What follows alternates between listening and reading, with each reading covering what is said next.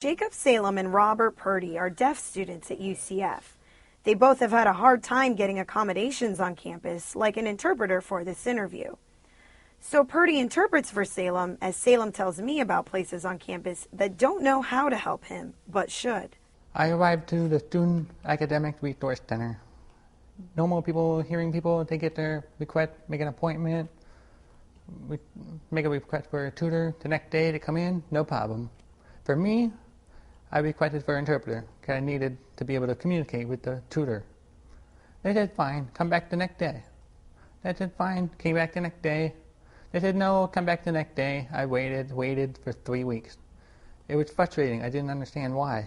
So I went to Student Disability Services and asked deaf coordinator Grace Muscola if places like SARC know how to help deaf students.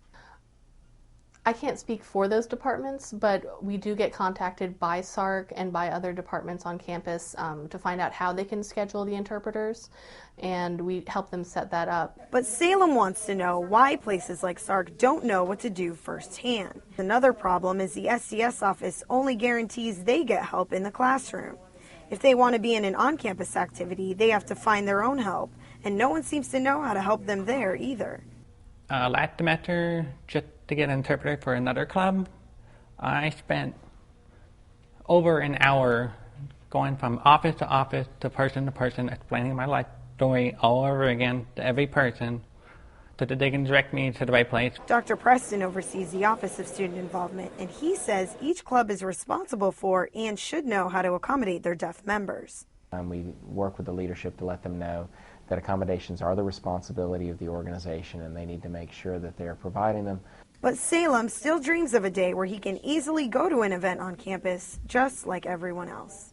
I have a vision that one day all organizations would work together, especially the Student with Disability Service. It will help them get accommodation for students with disability. So one day that I can walk in an event and ask for accommodation, and they would say no problem. An interpreter will be there.